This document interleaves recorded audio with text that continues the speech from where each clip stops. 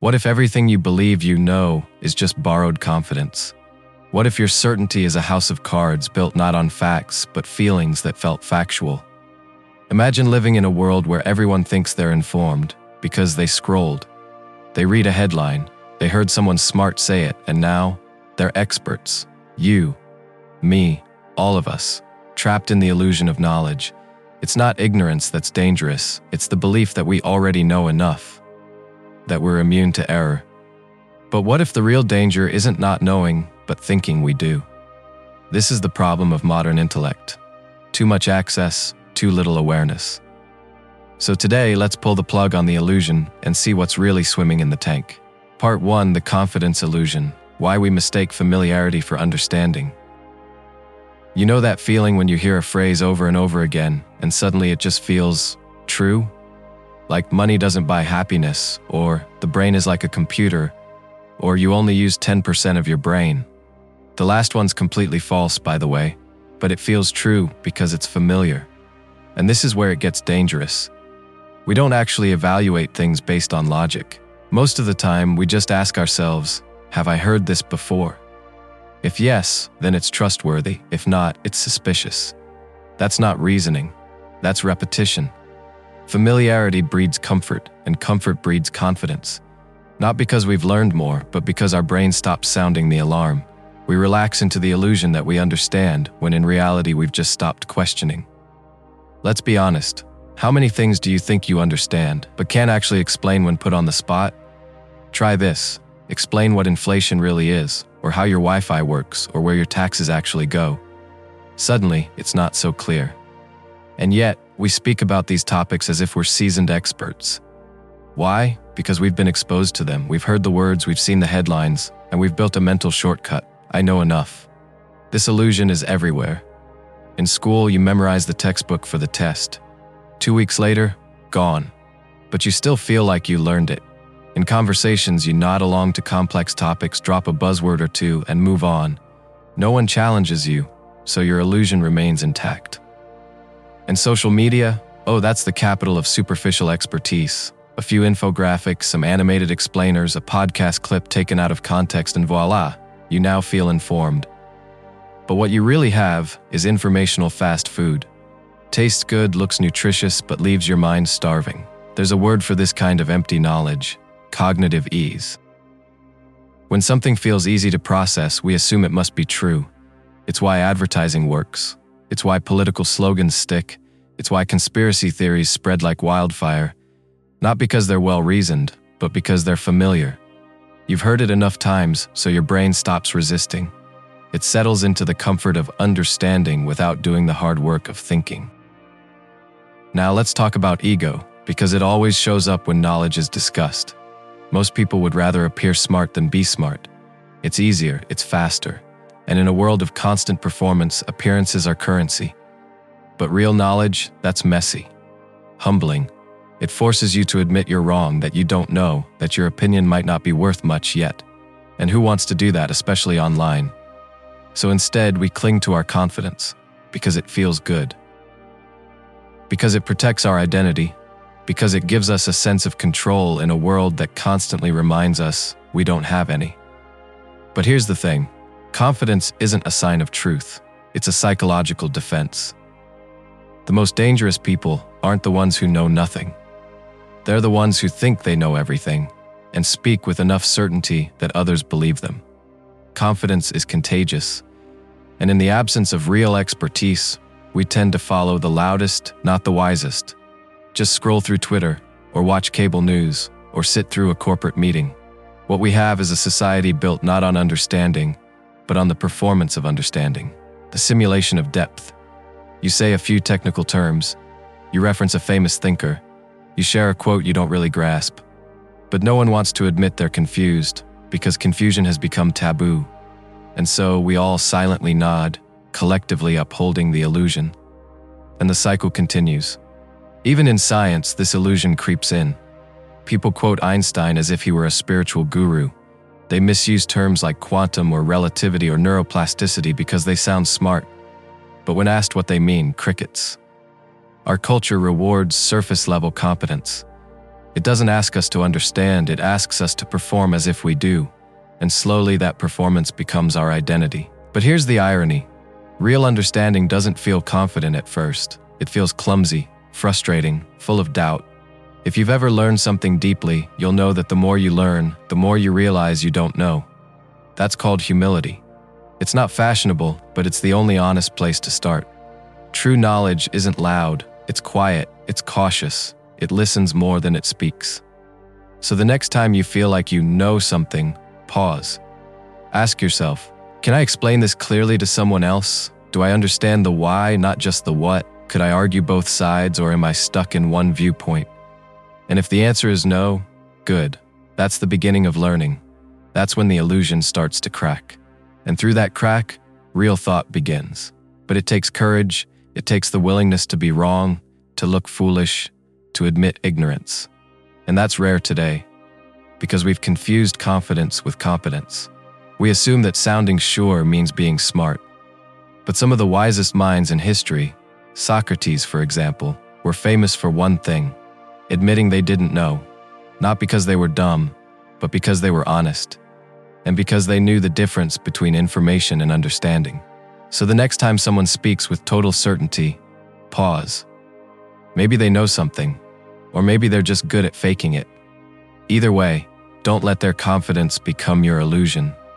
Part 2, the Google effect, outsourcing memory, killing depth.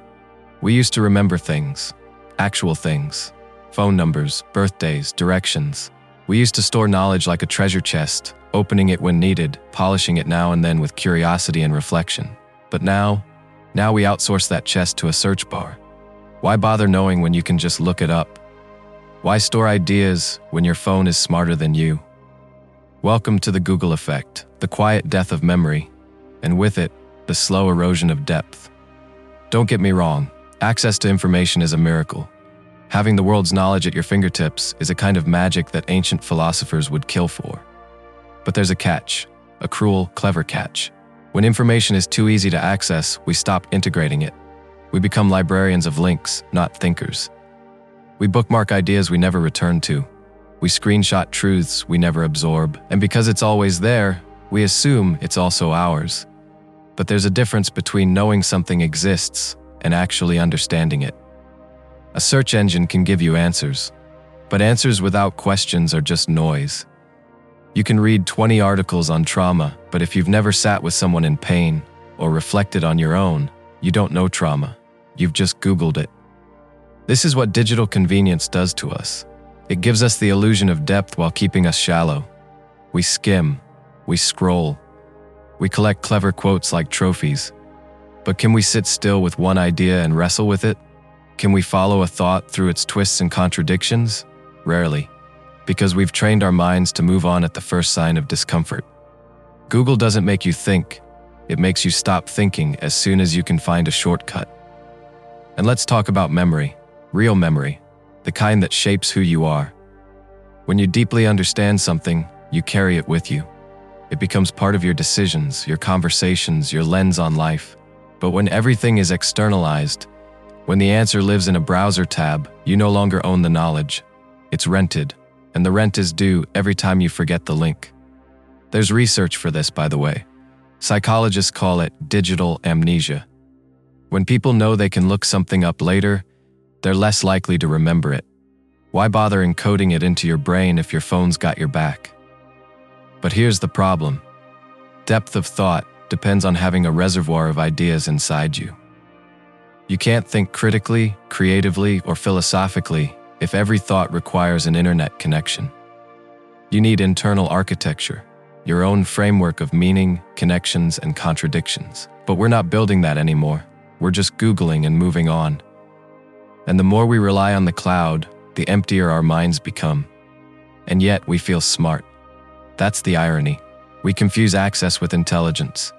You feel informed because you know where to find answers. But knowledge isn't just about access. It's about integration.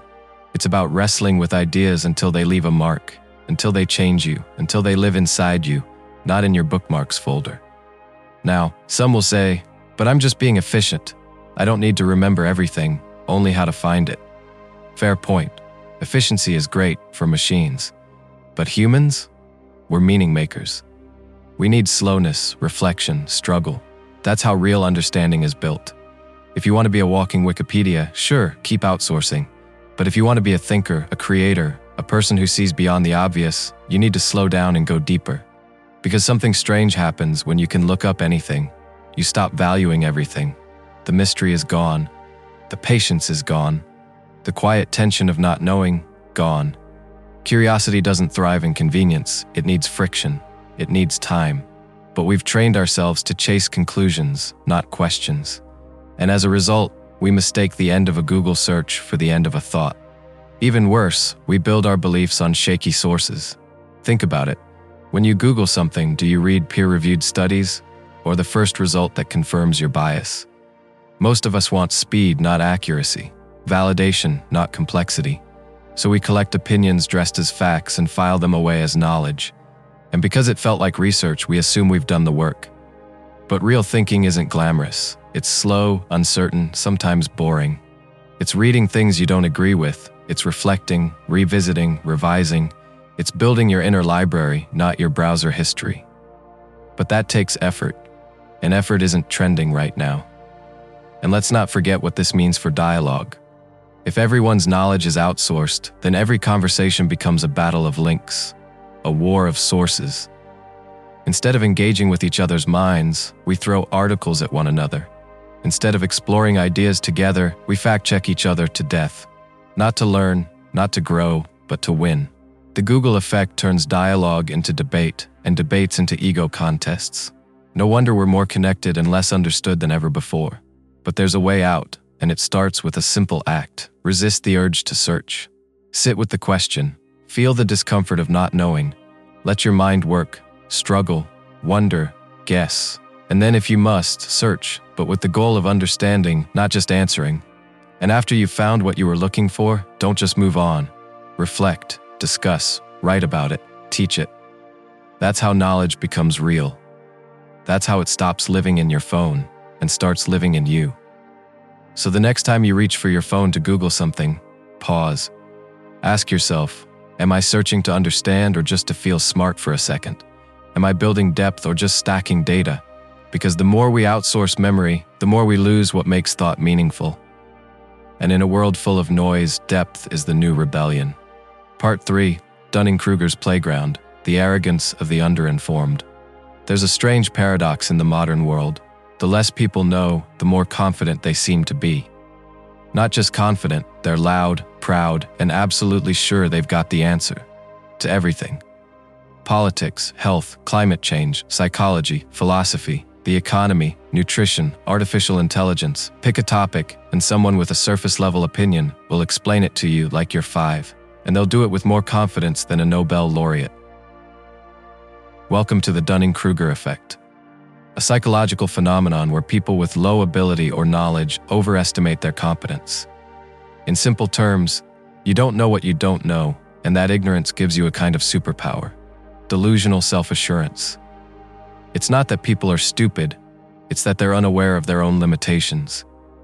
And in a world that rewards confidence over nuance, that's a dangerous thing. Think about it. When was the last time someone admitted they weren't sure? When did you hear a public figure say, "I don't know enough about that to have an opinion"? Rarely. Because hesitation is seen as weakness, uncertainty is suspicious, and humility, that's just bad PR. So instead, we pretend, we bluff, we fill the silence with confident noise, hoping no one notices the gaps. But the truly wise, they don't speak with certainty. They speak with questions.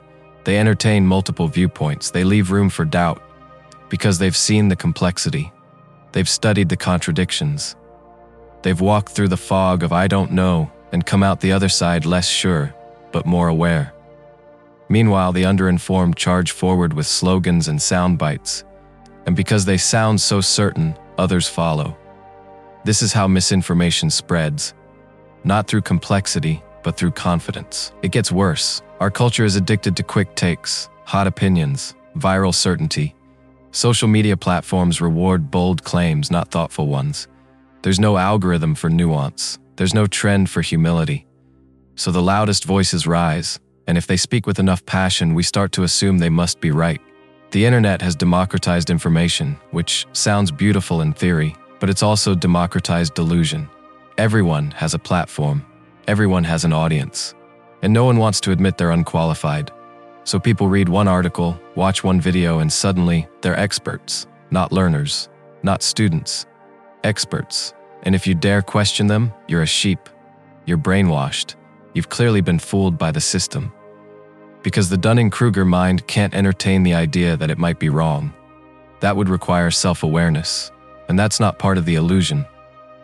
In fact, the more someone doubts them, the more they dig in.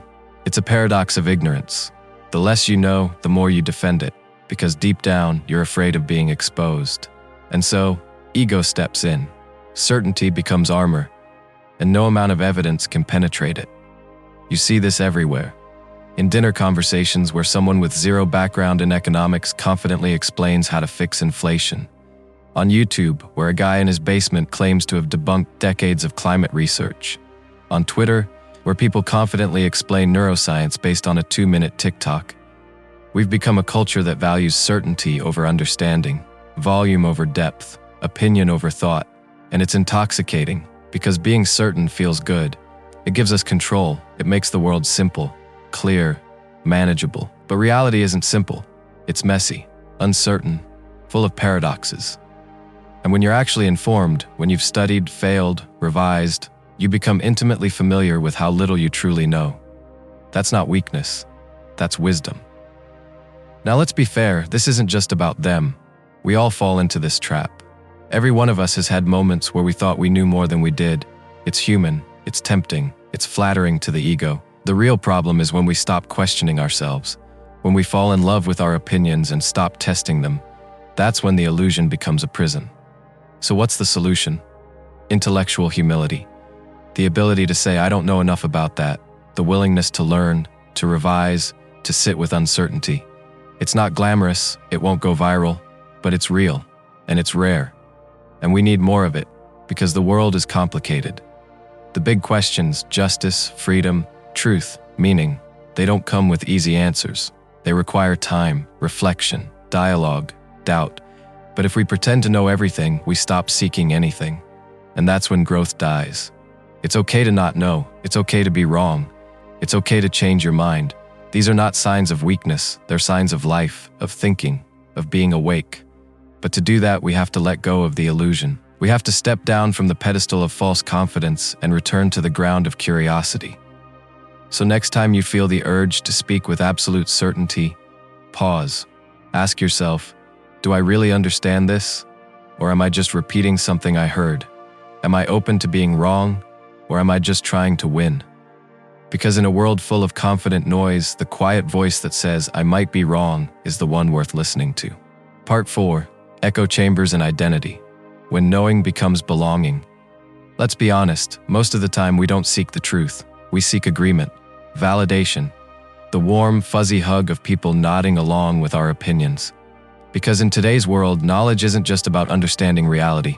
It's about belonging, being part of a group, a tribe, a digital family where everyone knows the same things, believes the same things, hates the same things. And when knowledge becomes identity, truth becomes tribal. You see this everywhere. On your feed, in your group chats, at your family dinners, where people aren't just sharing information, they're signaling. They're showing which side they're on, which narrative they've subscribed to, and which opposing viewpoint they now consider morally suspicious. It's not just that we disagree, it's that we treat disagreement as betrayal. If you question the group's facts, you're not just wrong, you're dangerous, a traitor, a heretic. Welcome to the age of the echo chamber, where knowledge isn't discovered, it's enforced. Let's break it down. An echo chamber is what happens when you surround yourself with people who think like you, talk like you, and validate your worldview every time you speak. It feels good, it feels right, and slowly, it becomes all you hear. Other perspectives stop sounding plausible. They sound offensive, wrong, irrational. You don't engage with them anymore, you dismiss them. Because why would you risk your sense of belonging just to challenge a belief? That's the hidden cost of intellectual safety. The moment you start equating agreement with loyalty, you stop evolving. You confuse comfort with clarity. And worst of all, You start treating beliefs like identity badges. You don't just believe something, you are that belief. So now, changing your mind feels like tearing out a piece of yourself. Think about how we say things now. As a cert entity, I believe, as a vegan, as a conservative, as a progressive, as a mother, as a free thinker.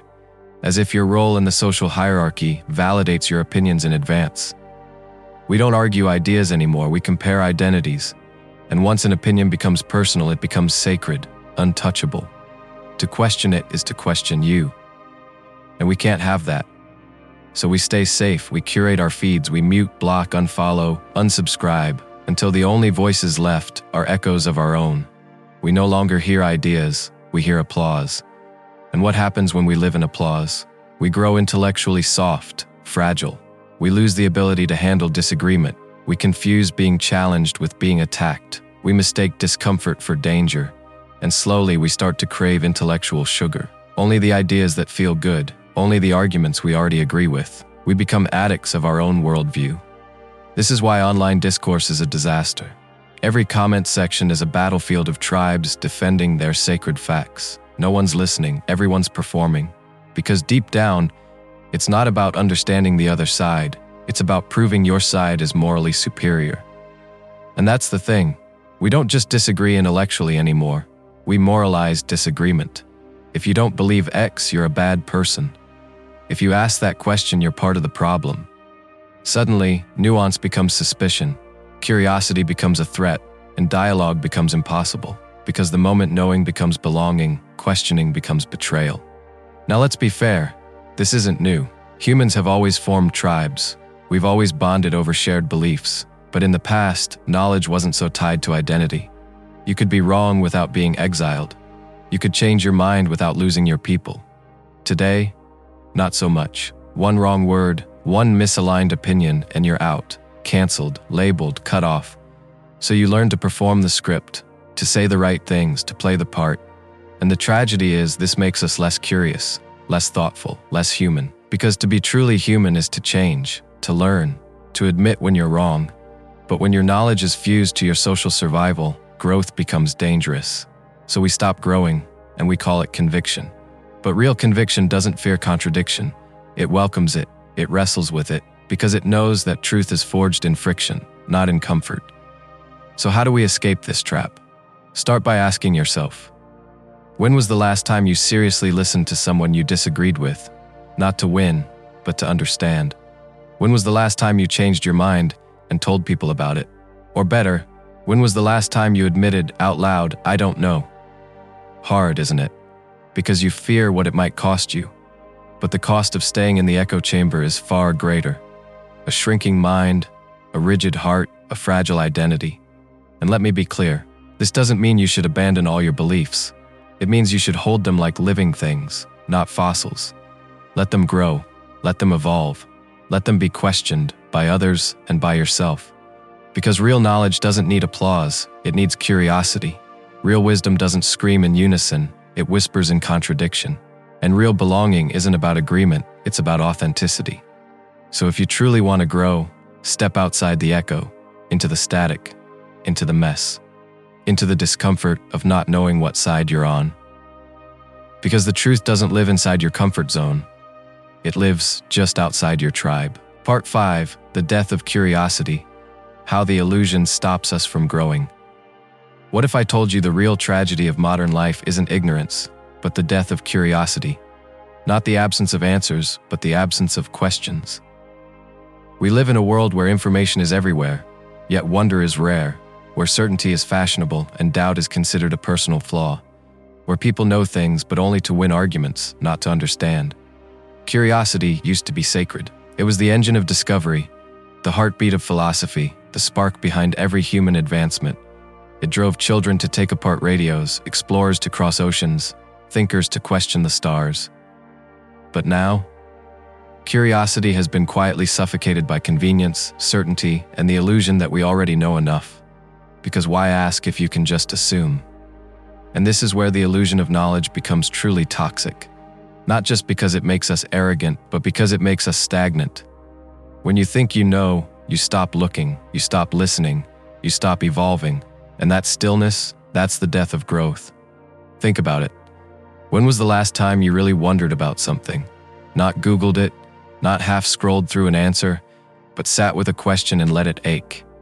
Let it stir something in you, something that felt bigger than a quick fix or a neat explanation. When was the last time you were truly, deeply curious? Most of us can't remember, because curiosity requires space, it requires silence, it requires not knowing. And we've designed a world that runs from all three. We fill every gap with noise, every pause with distraction, every question with a shortcut. And slowly our minds become allergic to mystery. We want answers fast, simple, digestible, preferably in under 60 seconds with bright subtitles. But real understanding, that's slow, inconvenient, and often uncomfortable. It requires patience, it requires humility, it requires the willingness to feel like an idiot for a little while. But the illusion of knowledge doesn't allow for that. It whispers, "You already know," and that whisper is enough to stop you from asking again. And that's dangerous, because curiosity is the gateway to empathy, creativity, progress. Without it, we repeat the same patterns. We recycle the same shallow debates. We live in mental loops, thinking we're moving forward when really we're just spinning in place. Even worse, we start to fear questions. We see them as threats instead of invitations.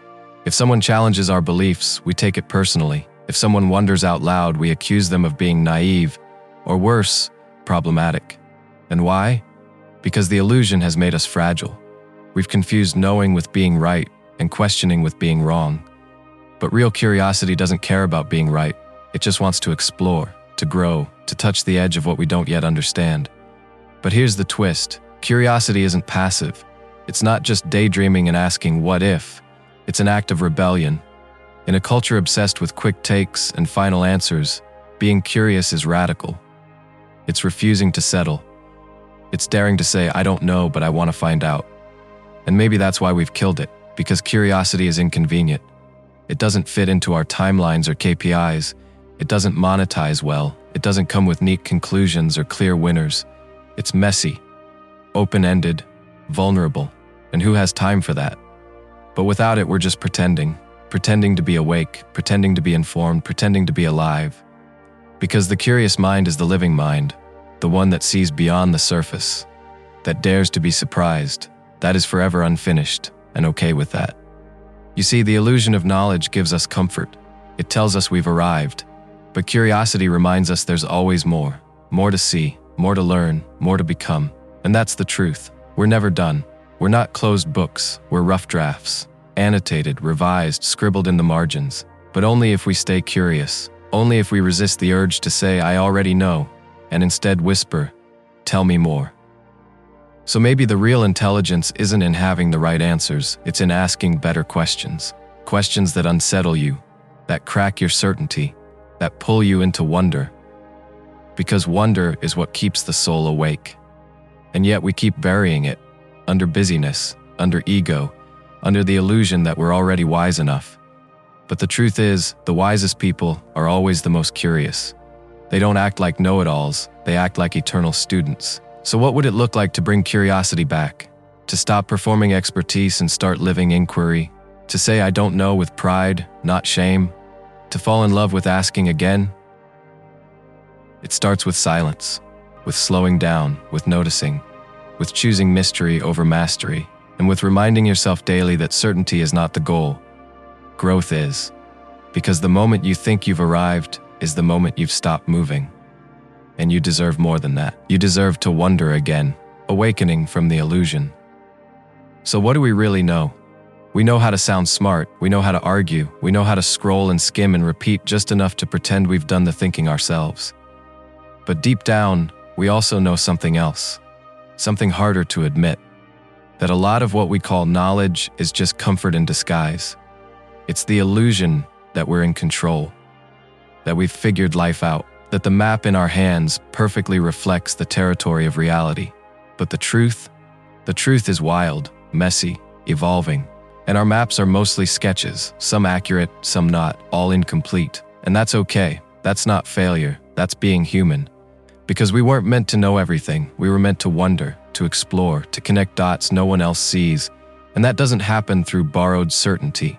It happens through curiosity, through doubt, through the humility of starting over, again and again.